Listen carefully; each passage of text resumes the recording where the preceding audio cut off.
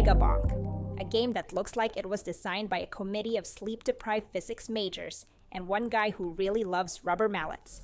The core loop is simple. Bonk things, avoid getting bonked, and try not to question why the hitboxes feel like they were drawn with a crayon. But I'll give it this. The movement tech is surprisingly deep. Once you stop laughing at the name and start labbing the momentum system, you realize there's actually a skill ceiling here. Still, the UI looks like it was borrowed from a 2012 Flash game, and the sound effects, I swear one of them is just someone slapping a watermelon. The enemies? Creatures that look like they were rejected from a biology textbook. One of them waddles at you like it's late for a dentist appointment. Another sprints at Mach 3 like it just found out you ate its leftovers. None of them obey physics. One of them hit me from across the map. I checked the replay. It didn't even animate. It just teleported the damage into my soul. The game is actually fun. I hate it. I hate that it's fun. MegaBonk is the stupidest, brilliant game I've ever played. Bro, Grind Survivors is cracked. This game doesn't even pretend to have balance. It just hands you a lawnmower made of lasers and says, go touch grass, by deleting it. Every run starts normal, then suddenly you're level 47, glowing like a radioactive Christmas tree, and the screen looks like a rave hosted inside a blender. And the upgrades? Insane. I picked something called Quantum Hamster Wheel, and now I'm generating DPS by simply existing. Peak gaming. My favorite part?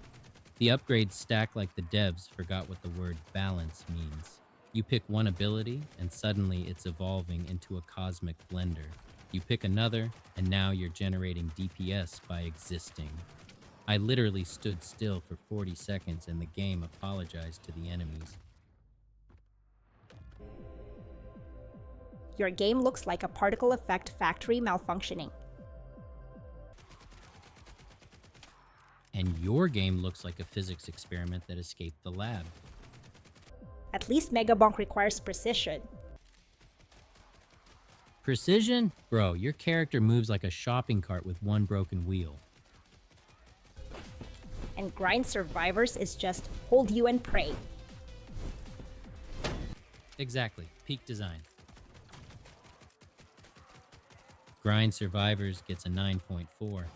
It's chaotic, it's stupid, it's beautiful. It's the kind of game that makes you say one more run and suddenly it's 3 a.m. and you're glowing like a radioactive Christmas tree. Peak gaming. MegaBonk earns a 6.3, which is the exact midpoint between this game is a war crime, and I will absolutely play this again at 2 a.m.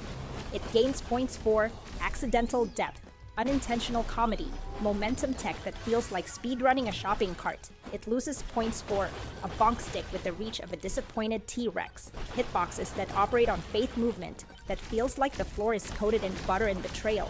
A 6.3 is the perfect score for a game that is both stupid and brilliant in equal measure.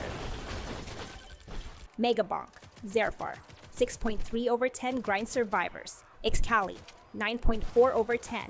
Winner Grind Survivors. Excali's game absolutely obliterated the scoreboard. MegaBonk put up a respectable fight, but Grind Survivors walked in, turned the difficulty slider into confetti, and claimed the crown.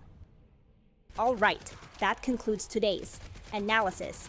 MegaBonk has successfully scrambled my neural architecture, and Excali has once again proven that he can get emotionally attached to any game that lets him explode 50 enemies per second. If you enjoyed this breakdown, consider recalibrating your expectations and joining us next time, where I will hopefully be reviewing a game that does not involve bonking, bouncing, or violating the laws of physics. Until then, maintain stability. Someone here has to.